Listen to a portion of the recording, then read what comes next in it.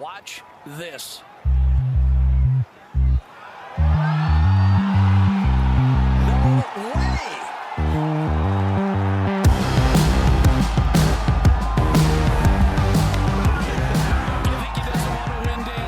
Hello and welcome back to an episode of the Cookie Jar Golf Podcast. I am Tom Mills and today I'm joined by Bruce Fitzpatrick. Hello. I'm slow on the draw because he's currently eating. What are you eating? I don't even know if I'm eating or drinking. It's like a soup, isn't it? But it's actually not a soup. It's like a sort of semi-solid protein shake. That is actually. So there you go. I'm ingesting. Well, do you eat or drink a soup? I think you eat a soup. I think you eat it, yeah. Soup. I don't know what the case is for a semi-solid protein shake, though. So that was a bad analogy. Sorry, carry on. Sam Williams, welcome, Sam. Yeah, we're not going down Bruce's rabbit hole. Hello, gentlemen. How are we? Great to see your faces again. Indeed. Well, it's only been like 2 days, so it's been quite tough. Just come back. They usually say absence makes the heart grow fonder as well, don't they? But yeah, except that my absence has been filled with hangover, so I've only just emerged from my cave in the last couple of days. So, engagement party, free bar. Okay, not your own engagement party. And I didn't know anyone, so it's kind of free bar and you don't know anyone, which is just a license to absolutely get poleaxed, isn't it? Because I'm too awkward to make conversation with strangers. So it wasn't a room where you felt you could talk about golf architecture and some other niche takes in the golf world. I kept on wandering up to people and saying, yeah, my name's Tommy. Do you like golf? And they said, no, I don't really play golf. Okay, I'll move on from you then. And I'll just wander across the room until I find someone that's willing to talk about Harry Colt, something like that. You do joke, but it is actually a danger when you spend so much of your time thinking about, writing about, talking about, looking at pictures of golf. It is actually remarkably hard to talk about something you're not that interested in, I found recently. Yeah. I'll counter that. There was a bloke there that dealt. First of all, he was quite an interesting bloke. He's raced Formula 3 cars, which I thought was quite interesting. And now he deals with antique watches, which is watches over 20 years old. He was incredibly passionate about both those topics. And I find it quite easy to listen to someone as long as they're passionate about what they're talking about. Where the problem lies is when small talk happens. Small talk, I just do not do well. So when he was telling you about all these antique watches and Formula 3, did you thought, well, it's my turn to just try and see if I can reciprocate now? And I want to talk about switchback holes and Irrit greens, and he just didn't quite. Didn't quite take the hint. Interesting. It was quite interesting because it's you can ask lots of questions about Formula 3. I don't know a huge amount about Formula 3, so. No. But either this is a brilliant segue, possibly the best segue we've ever had on the podcast. But you have neatly walked into one of the funniest moments of last week. So we're on our way driving back from France, and we're going up near Paris, Bruce. We've obviously left you behind. We'll come on to why in a second. But coming up through Paris, the road network is absolutely hectic. Like the signage is dreadful. The French drive like absolute lunatics. Like that. I mean, they have no consideration for their own morality, I think, particularly on motorbikes. Mortality, anyway. Not morality. Their morals are already gone. It's highly immoral as well. But yeah. Walked into that one. Morality. Mortality. But carry on. You can still make a credible point here. You can still make I can still rescue it. So we're coming through France, and we've got Charlie in the back seat with us, who's our summer intern, who's been doing a fabulous job on some articles this summer, who our listeners have no doubt enjoyed. Anyway, we're going through this article, which is coming out recently, On Call, On Course. It's about doctors and Mackenzie, and it talks about Colt. And it's just getting really clutch in the Parisian road network. And Tom just shouts out in the middle, can we just leave Harry Colt alone for 5 minutes until we get ourselves out of this road network, and then we'll come back to it, which was highly amusing. I think Sam's response whilst driving and being Sam, if anyone's ever been in a car, Sam's a very good, I'd say he's an outstanding motorway driver. But I think when things get clutch, Sam tightens up a bit. I mean, that's the first cookie jar trip we've had, road trip, where I've not been the designated driver. And yeah, I think you did very well, Sam. And obviously, it was some tense situations, but you did get a bit hot under the collar. at certain moments. Obviously, I wasn't with you on the drive back, but on the drive over to France, we sort of got caught a bit short on the petrol front. And trying to navigate around. I mean, why we left it to Paris and we thought that Charles de Gaulle Airport would be the best place to try and get some fuel. I'm not really sure. It wasn't very good forward planning, but I mean that was there was a couple of particularly hairy moments then on the drive over where you got quite, understandably so, you got quite hacked off with the rest of the car for not giving you appropriate directions and nearly getting T-boned by certain Parisian motorway, isn't it? It is just a bloody mess. And you sit there in traffic and they've got mopeds, like stationary traffic, or when you're crawling at 5 or 10 mile an hour, people jump across lanes or whatever. You've got these mopeds like steaming up the middle at 50 mile an hour. You're thinking like, someone pulls out here, this is going to end really badly. And you're going to be okay in a car, but I just couldn't understand the mentality of the French drivers. But anyway, we digress. No, but what's good though is they put their hazards on. I think it was a really nice touch. So when they're cranking up the middle of the lanes at 50 miles an hour and you're stationary, they're whipping past you with their hazards on, like just to warn you that something's going down. But it's quite funny because for me, like, I wasn't obviously driving. I was just in the back seat. I think it was in the middle seat though, because we had golf clubs and the back seats down on one because we obviously had a lot of clobber to get in. And so I was there just checking my phone or working around the laptop or whatever, and didn't have full view of it. But I just hear Sam, every few seconds as we were sat in this stationary traffic, you just go, oh no, here comes another. And then I'd be like, what do you mean? And then you just see one whiz down that you'd obviously clock them in advance on the wing mirrors. But I did find that quite amusing. Isn't it strange though? It's like a study of like the human psyche and culture and stuff. How, there's like 25 miles across the English Channel, I think. And there is a seismic difference in the way people approach driving. Isn't it just weird how that is just such a radically different approach to driving? I just think the French or the continental Europeans in general, just they treat driving how you would treat walking in a crowd. You don't really have an issue with bumping shoulders with people when you walk in a crowd. And I think that's how they treat their driving. It's like, I don't really mind if I bump into him. It's fine. My car, I'll be fine because I'm inside a metal vehicle. That's actually spot on from you as an observation, and what was a testament to that was that how many cars, when we were sat in this stationary traffic, in Paris, how many cars either lane of us were just like sort of taped up the back window, or they had like half the bumper just hanging off, but people were just fairly blasé about it. There were a lot of cars there that were just like had sort of minor damage to them, but people hadn't thought of the need of sort of getting them repaired. Because it's just like bumping shoulders with people, isn't it? Some of them were held together with masking tape.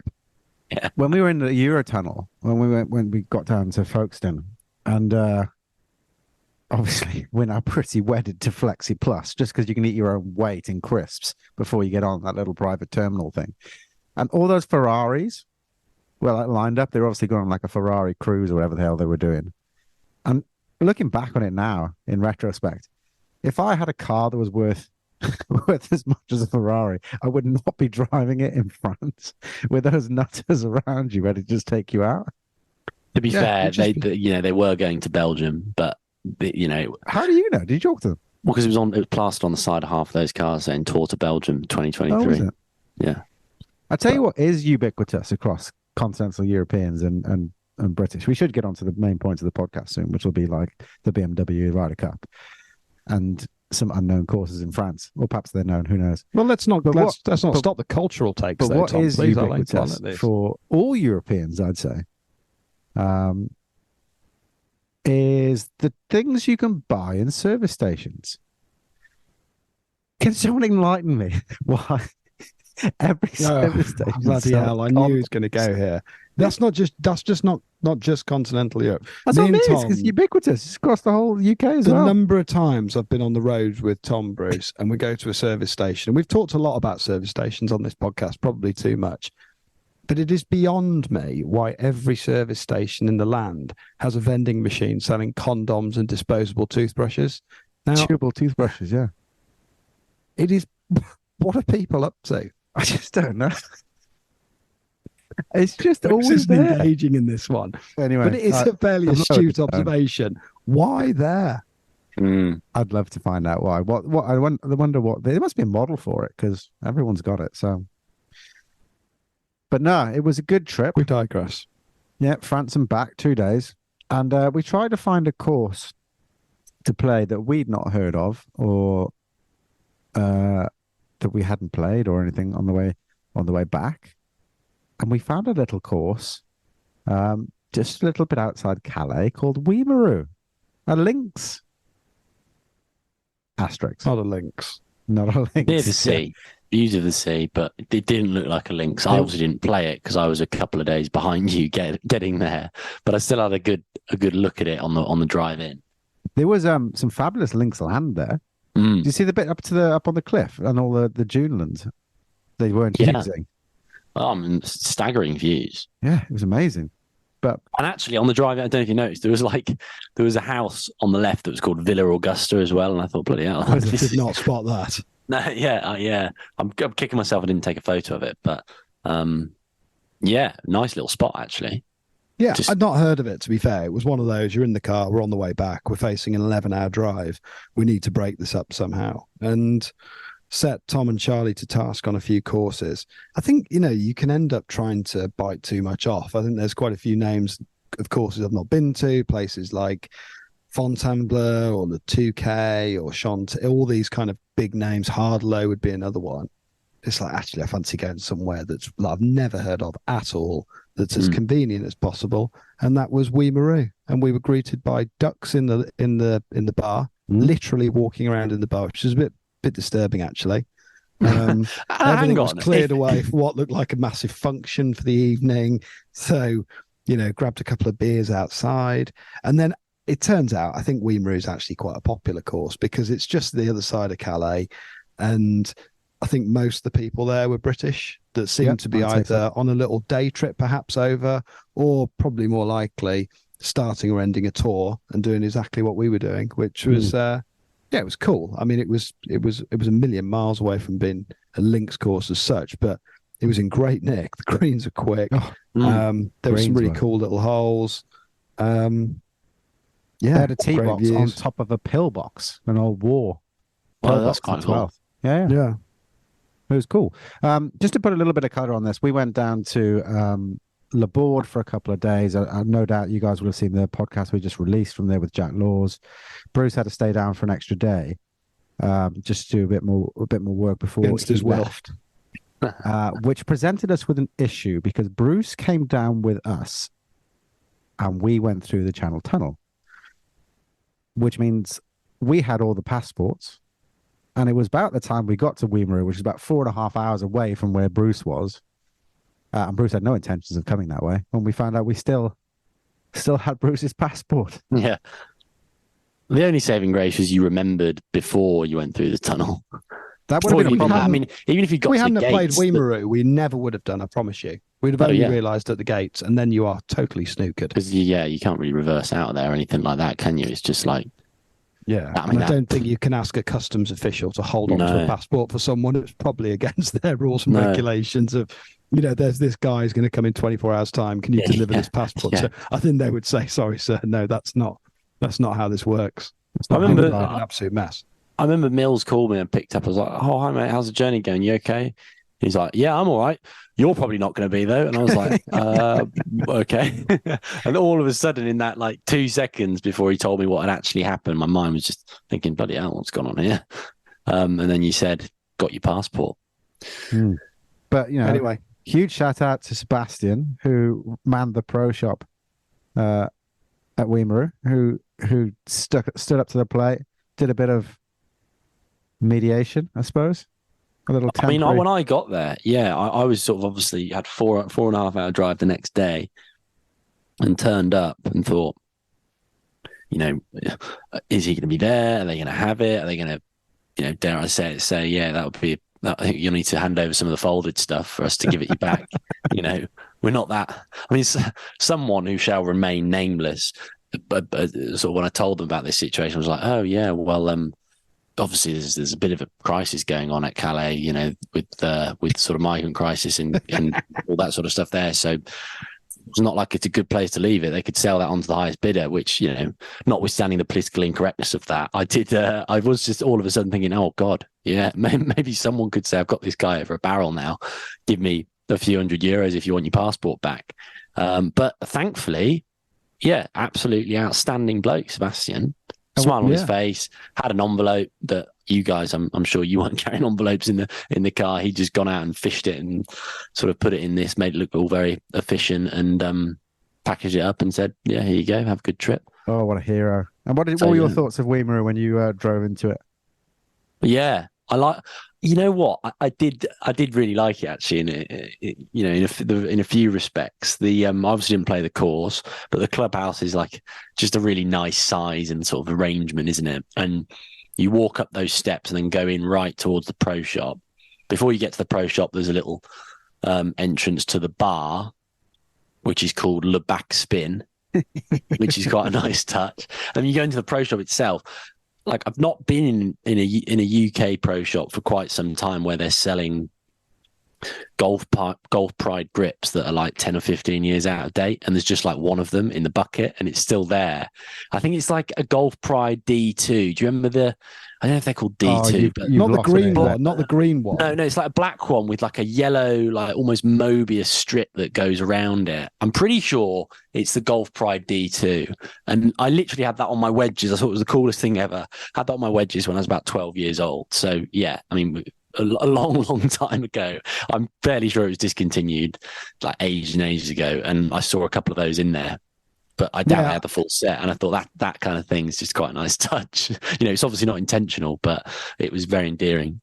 And it's up there with, it's a tough gig for Sebastian, who's looking after the merchandise and the shop at Weimeru for a club that was founded in 1901, quite possibly, I'm afraid to say, strong contender for the worst logo I've seen, all things considered, with over 120 years of history.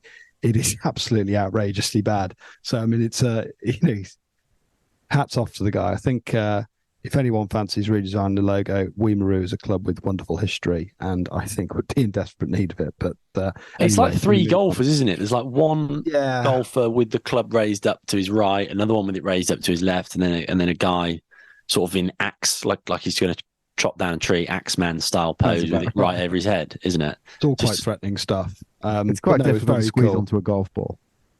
But they did. They managed it. Right here. Yeah. We've got it right here.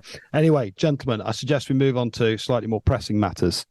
BMW conclusion. Ryan Fox the winner. But I think the big story is a huge week for Team Europe. What are your thoughts? Almost, it's almost worryingly good. It's like it's like having a great warm up before you go out and play a competitive round. You're bound to just come crashing down in flames, aren't you?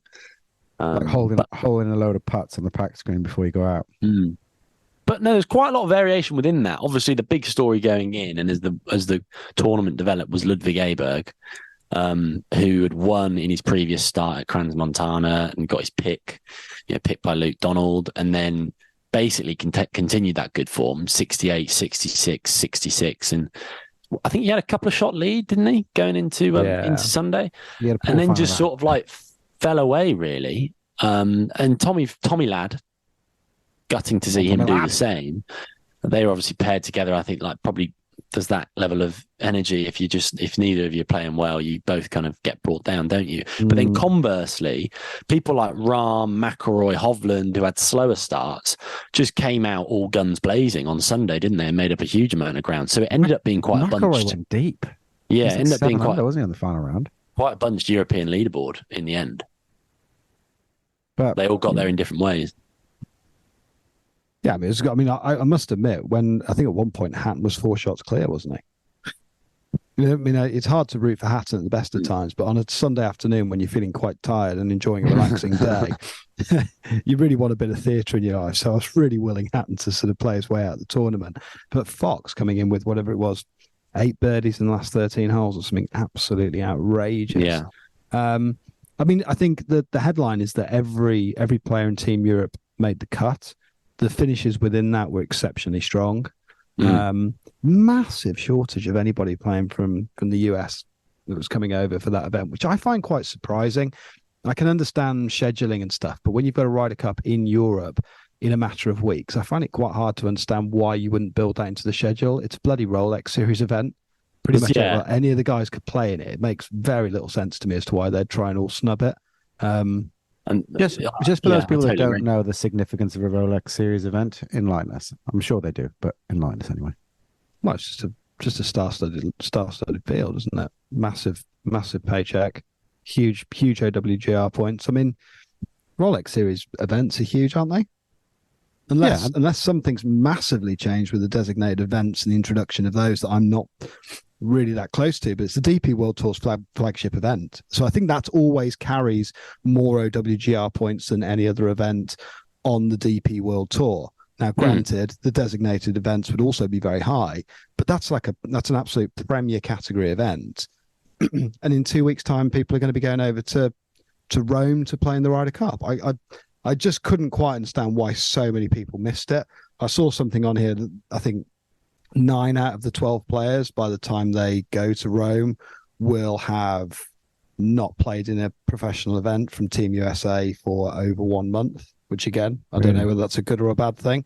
But yeah, strange. And given the fact that can't be team orders from Zach Johnson, just can't be. No, but they'd done a scouting trip. Didn't you see this? There was coverage of them having gone and done a little scouting trip to Marco Simone. Now, Justin Thomas, I kind of get. He's gone to sort of. He wants to play his way in. He's had a pretty torrid time of it as of late, and there's a fair bit of pressure on him because he was picked over the likes of Keane Bradley, Lucas Glover, Cam Young, who've had all had better seasons than Justin Thomas. But why go and play the Fortinet Championship, right? Rather than the BMW. It's just strange, isn't it? And he wasn't alone. Max Homer was out there too. Now, granted he was defending champion, but I kind of agree with you there, Sam. It's like this is a Rolex Series event. There's a lot of great players playing there. Just top ranked players. Rahm, McIlroy. Like I thought it was just a real straight. Yeah, of course, Hovland, FedEx Cup champion. I just thought it was strange that the US team completely snubbed it. And actually, don't know if you remember, casting your mind back to the Golf National in 2018, Justin Thomas then was the only one who went over and played the French Open at Le Golf National. Now, granted, that was back in May, but that season he went and played there because he knew that the Ryder Cup was coming up there a few months later, and he was the only US player to go and play that event, and he came out with the best Ryder Cup record by far amongst his teammates. So it just seemed like a bit of an oversight, but who knows? Maybe they'll go and win comfortably in a couple of weeks' time, but not the ideal preparation. You wouldn't have thought. Do you think Justin Thomas is going to be under the most pressure from the US team in the next couple of weeks? If Twitter's anything to go by, then the performance of Team USA seems to solely hang on the performance of Justin Thomas, which I just think is what's totally banded around. I don't know. It feels that way. I don't know, Bruce, what your thoughts are. Just seems like there's a disproportionate level of focus on Justin Thomas and his place in that team. I mean, the argument's been well made that he's not had a great season, but that he's a fairly he's a big character and paired with Spieth, he's a potent combo very often in these things. But I feel like he's one guy. Like there's a whole lot more that goes into this. Oh yeah, I think it seems to me a lot's been made of just the way the picks have been made on the US team. If you're looking sort of historically, that it used to be the case that the American captain actually had far less discretion on the wildcard front. I think the 6 wildcard picks were really a function of COVID, but also the Ryder Cup task force that was set up. I think, to be fair, it's been it's had various sort of forms and been reincarnated on several occasions whenever they've kind of lost. But with a view to sort of making it close to the European model, feeling that the Europeans have punched above their weight, European captains have had more wildcard picks, and therefore the American team should emulate that system. And so as a result, the automatic qualifiers are far fewer. And there's been a lot of commentary I've seen online. Granted, I don't look into Twitter all that much because I think it's quite a toxic place. Just generally on the kind of the professional golf front, it can be quite overly critical. But in the wider golfing press, I think a lot of people have commented on the fact that there's a sort of boys' club that Zach Johnson has seen as being pretty important for team spirit and camaraderie at Marco Simone, and not that's necessarily invalid, but the likes of Spieth, Scheffler, Thomas, Ricky Fowler are all quite close friends, and I guess Zach Johnson just feels like making sure that they're all there and present will probably boost the team room, and they'll stand a greater chance of success as a result.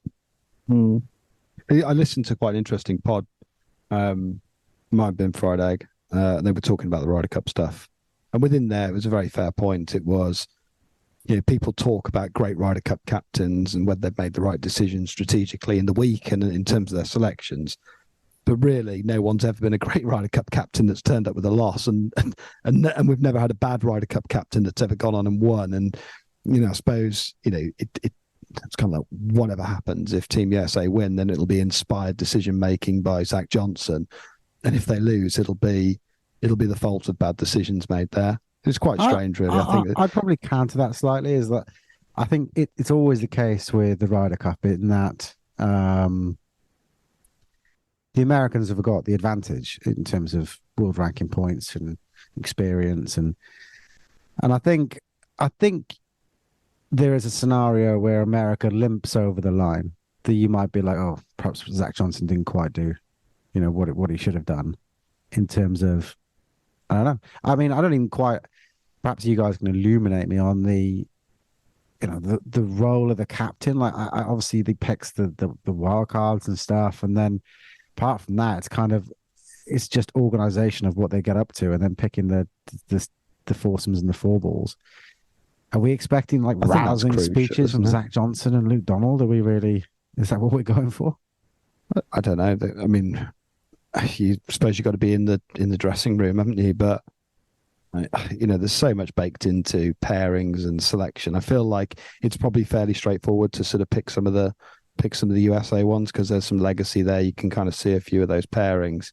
I mean, it'd be interesting. I quite like it actually because I like looking at the European team. A few weeks ago, I was thinking we're just going to get absolutely hosed out in Rome, but the more you look at it, it feels like a bit of a changing of the guard in terms of the team that we've selected, which I think puts us in a good stead. It feels like they're going out to play in something where, maybe there's an expectation that we're the underdogs, but we do pretty well at home.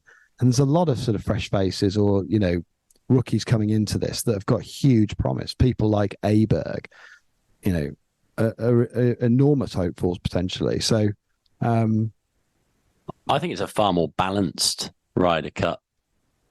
The teams are more balanced than they have been in previous years. Okay, Scheffler's number 1. 2, 3, 4, though. You've got McIlroy, Rahm and Hovland. So, Matt Fitzpatrick's there at 8. And you could say that the OWGR favours Americans anyway, because obviously it's the PGA Tour is the tour that, offers the most world ranking points. Okay, it becomes a bit of a self sort of perpetuating thing. But, I think on a purely on a world ranking basis, this is a much stronger European team that we've seen than what we've seen in previous years. Hatton's just lying just outside the top 10. He's at 11th. Fleetwood's at 14th. It's the tail, though, isn't it? That's the problem. That's where it's at. That's where the biggest differential comes. The tail of the American side and the tail of the European team. That's the biggest. But I think within there you've got some real, Højgaard and Aberg.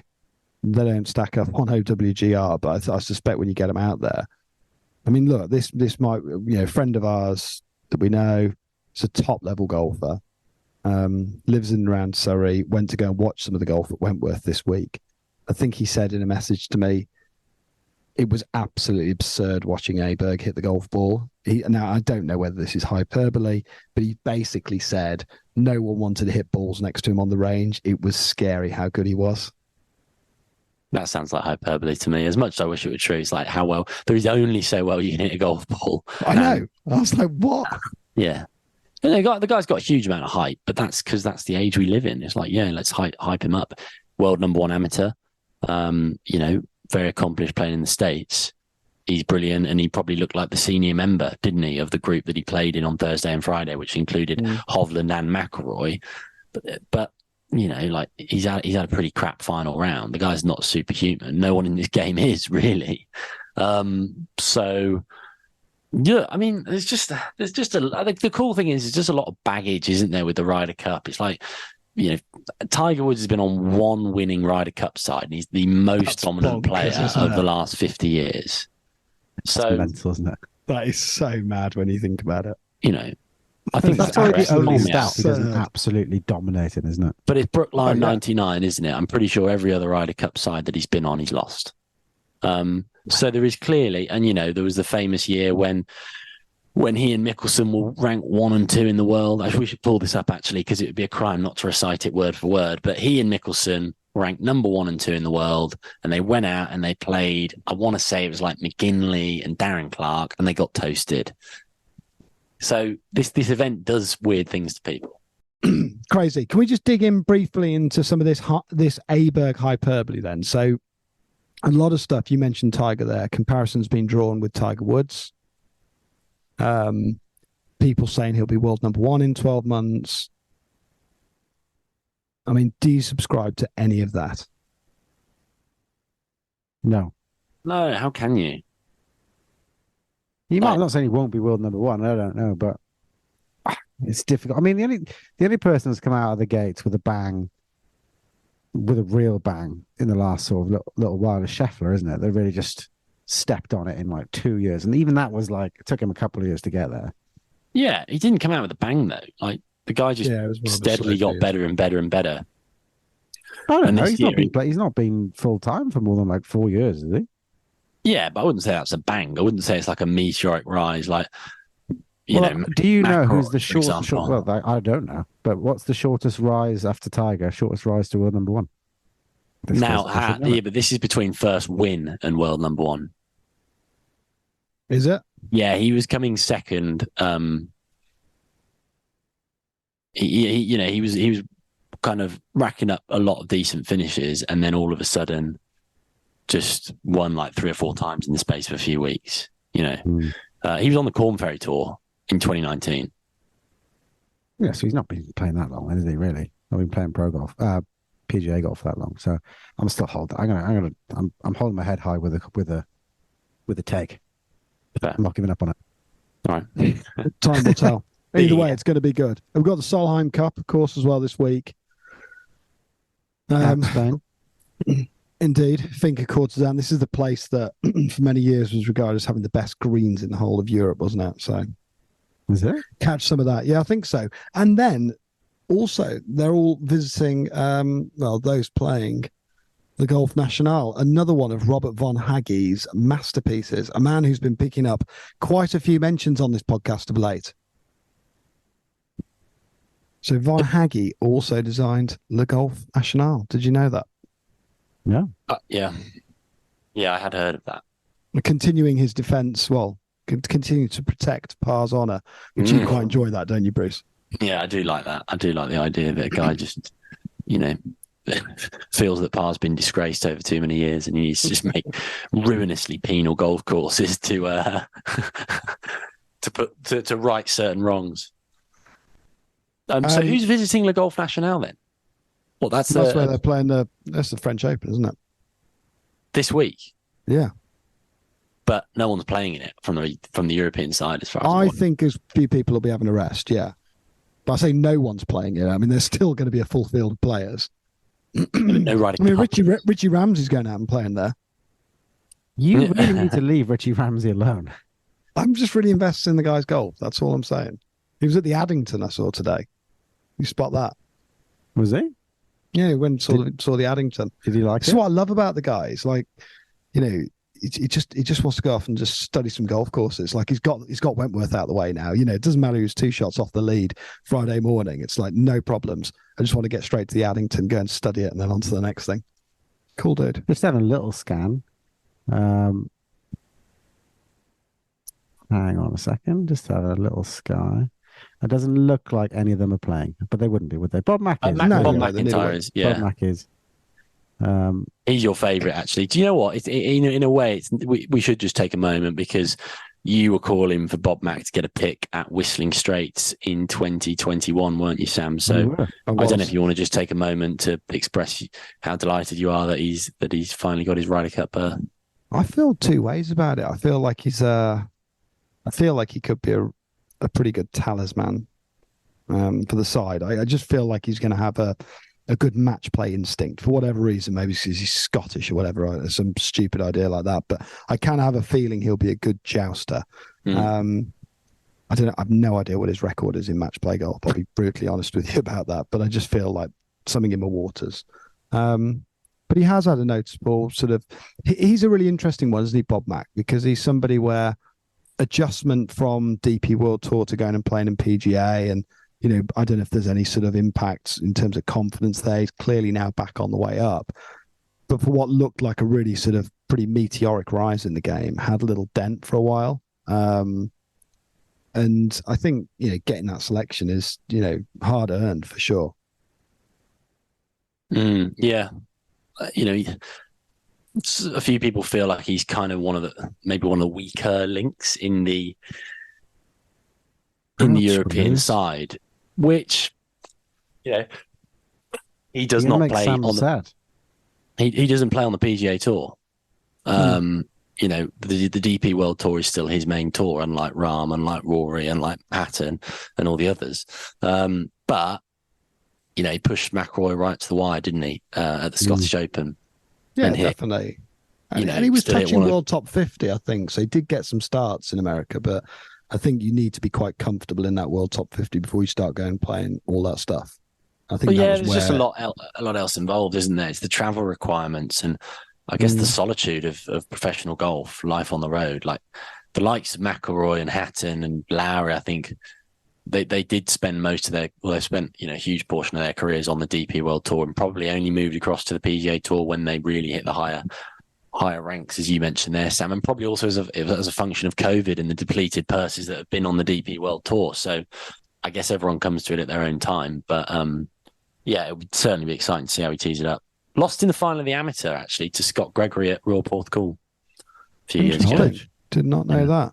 And if I hadn't have seen you furiously tapping away on your keyboard, I would have genuinely believed that was a nugget. That I'm not tapping away on the keyboard because obviously Porthcawl's somewhere that we have a great fondness for amongst the jar. And I remember just speaking to one of a good player who's probably in his 60s or 70s at Porthcawl, and he said he'd watched that whole 36-hole final and was like, I could not believe how well Robert McIntyre hit the golf ball, and Scott Gregory just chipped and putted like an absolute madman to beat him. So, I find it really strange that Matt Fitzpatrick only just squeezed into automatic. For some reason, it feels like he should have not been squeezing. He's clearly one of our better players, isn't he? Oh yeah, he's ranked 8th in the world, I think, something like that. But he and Bob Mack were like the last two, and that was only sealed on like the last week.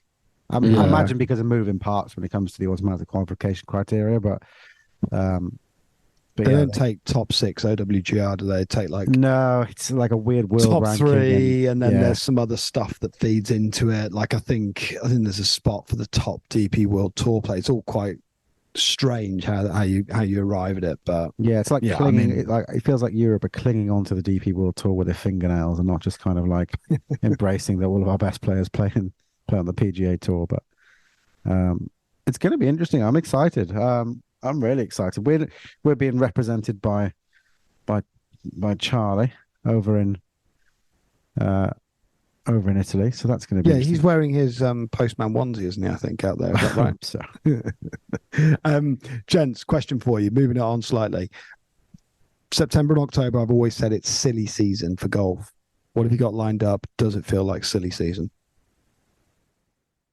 I think my season has never been sillier.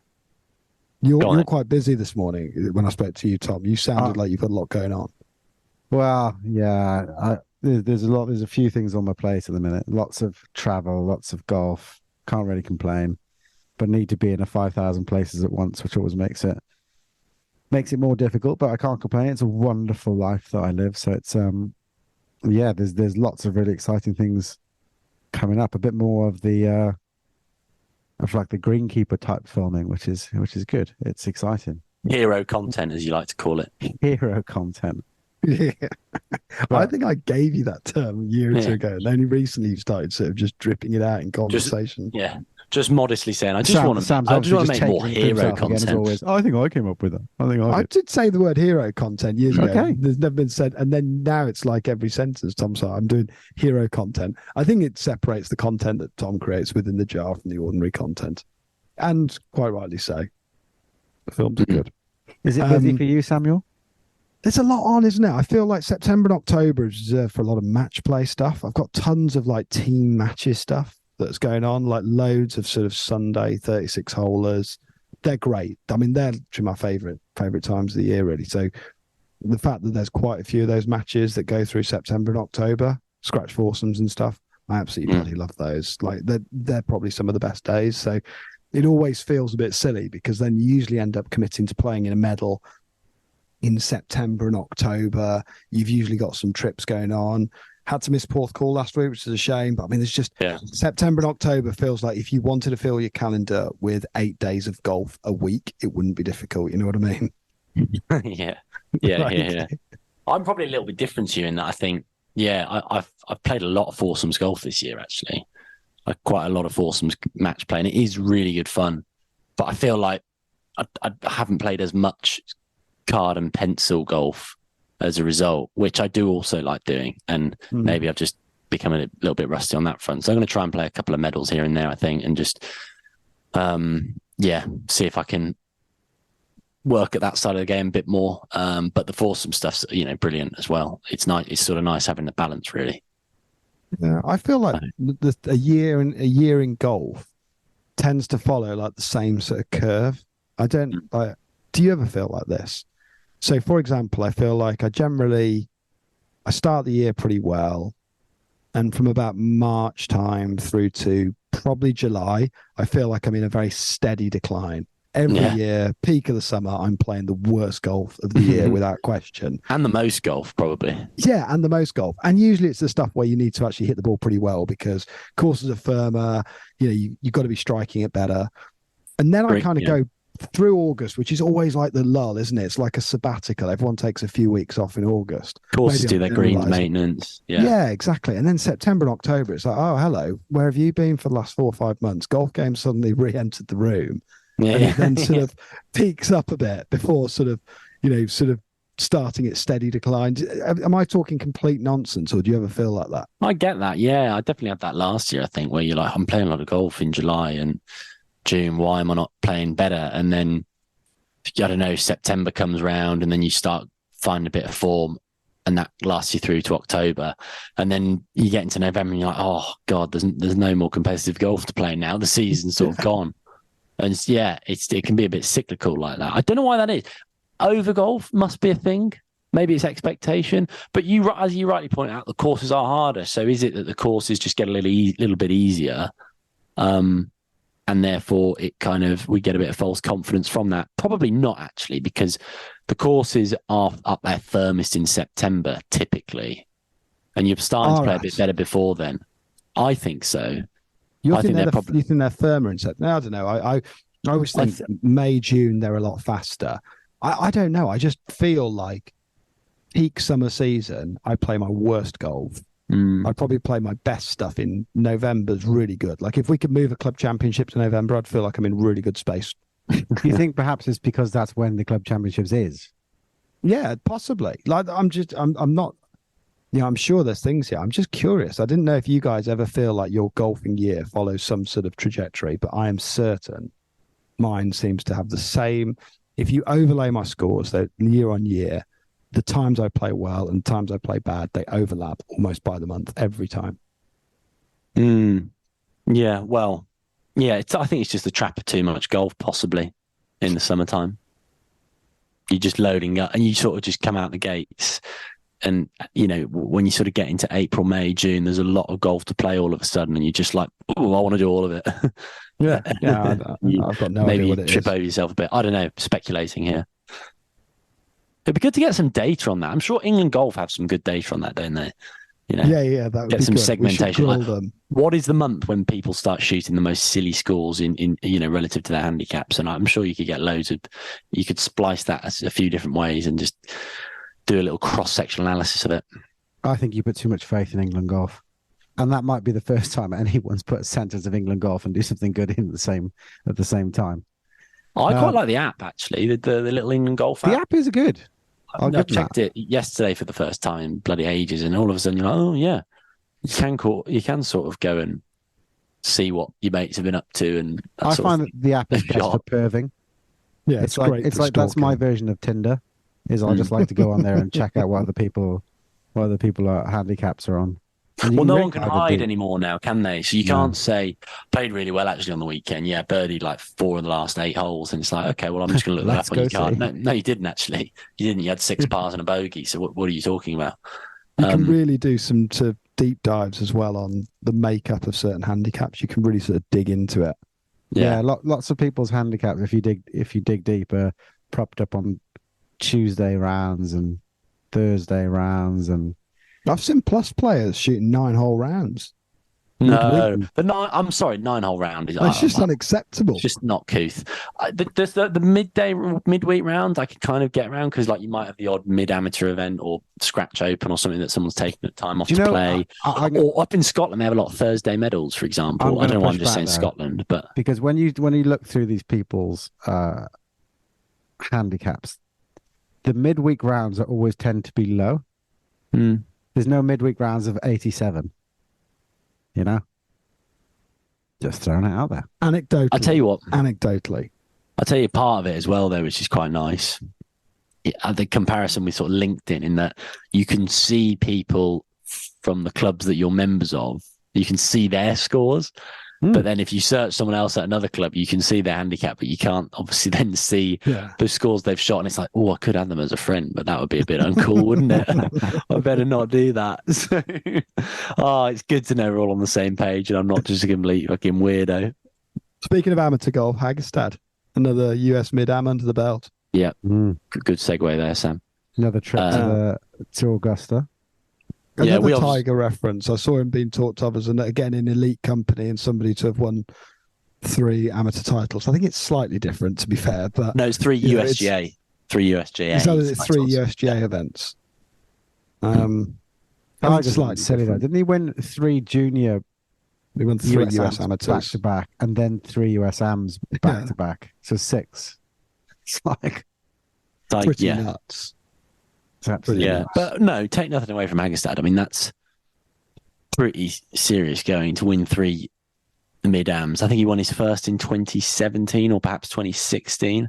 So he's done, he's taken a few years to do it, but we obviously got up close and watched him in St Andrews, and the guy just, hits it fucking long and straight, doesn't he?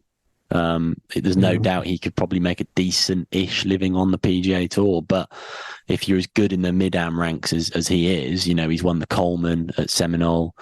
He's obviously won 3 mid-ams. He's come like runner-up in the Crump Cup at Pine Valley.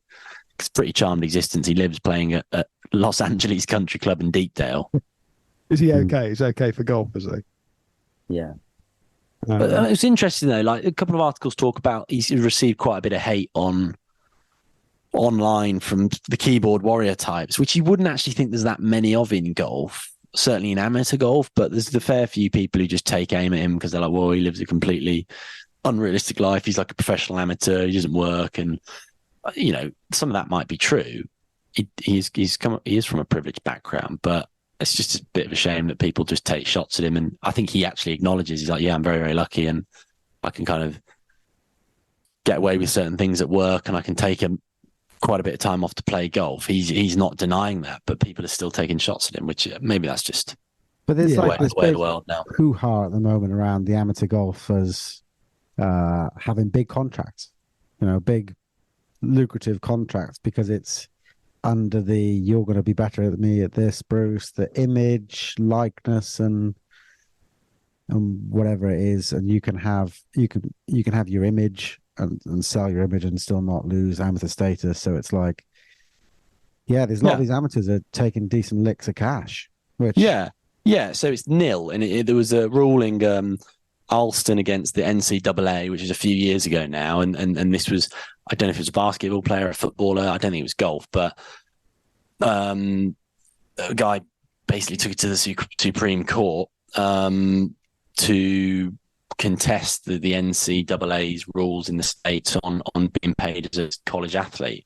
And, that's really put paid to the idea that amateurs can't receive any kind of sponsorship. And it's carved out this sort of exception for, is it NIL? So it's name, image, likeness, isn't it? Name, image, and likeness. Yeah.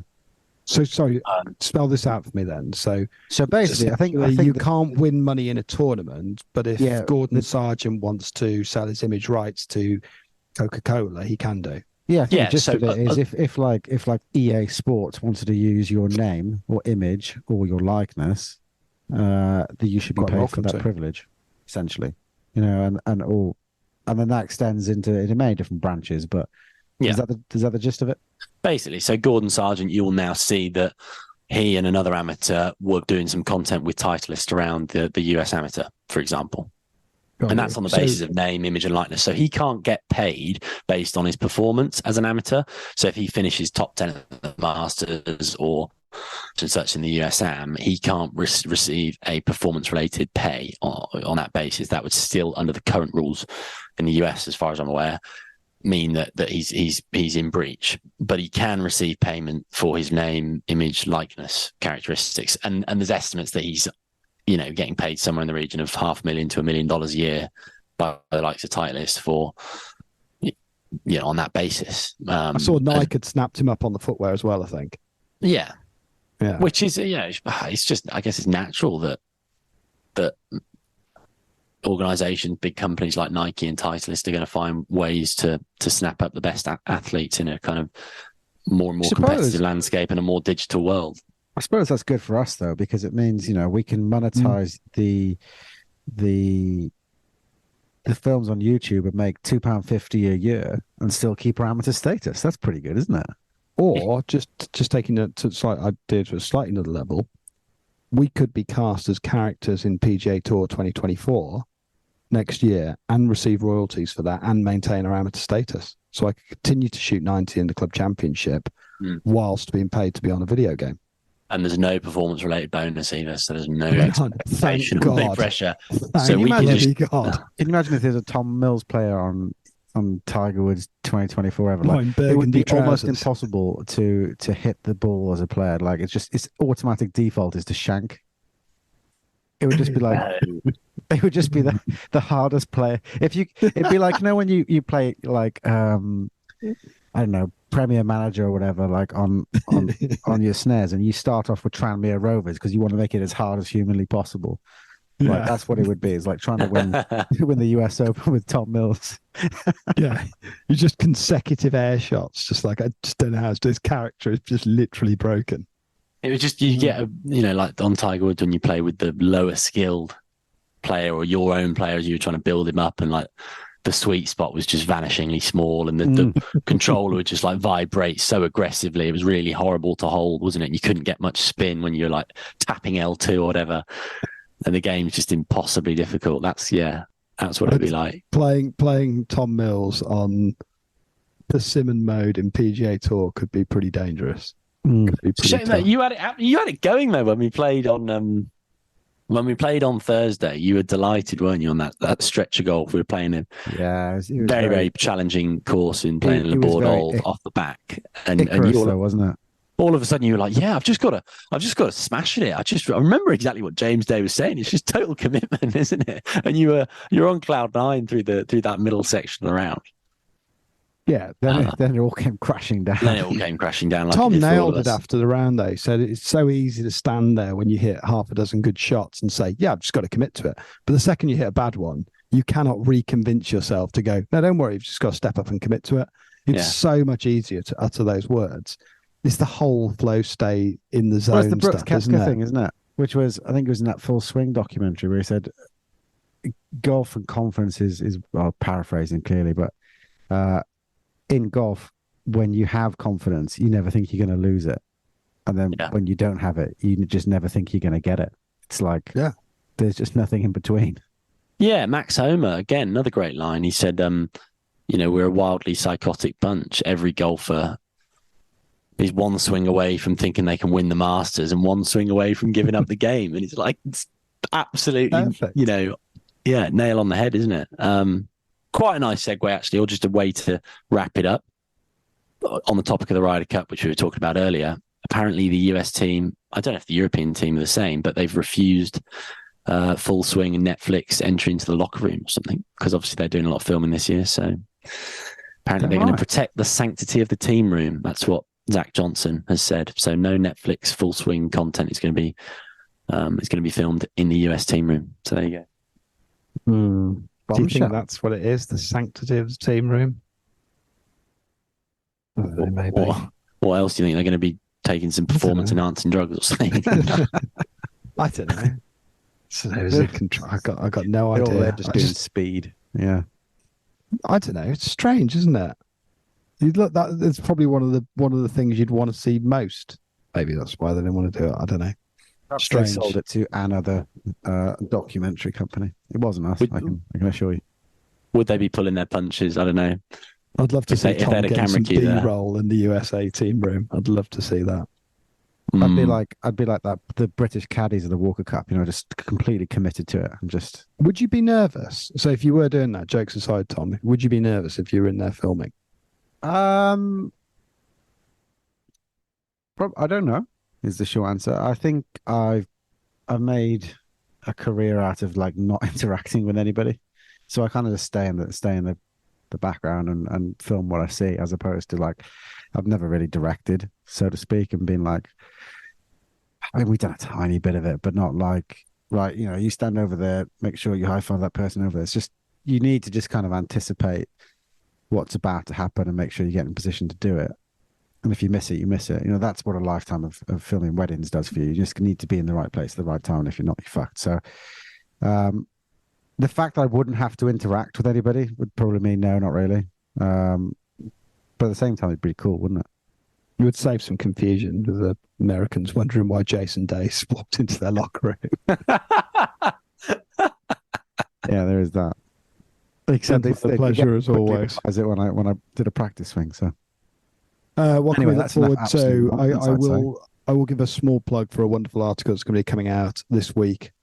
On Call on the Course, a breakdown of golf's greatest doctors. This is the absolute nichest article I think has ever graced our blog. A particularly fine midsection revolving a man's wife. Yeah, it's brilliant. Absolutely. So I don't want to spoil it. If you get it, yeah, it's absolutely sensational. It is well worth signing up to our newsletter so that you are first in the loop when that comes out. But any other parting words of wisdom, guys? Big thanks to the author there as well. We shouldn't be walking past it, Dr. Darren Gary. Thank you, Bruce. Or we're going to make it.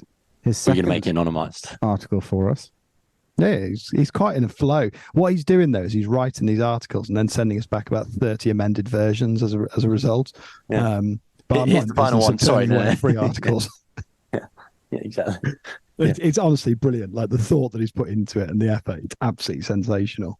We are very lucky indeed to have guest contributors writing for our blog. So a huge thank you to Darren for that piece. Gentlemen, that's it, I think, for this evening. Until next time. Adios. Watch this.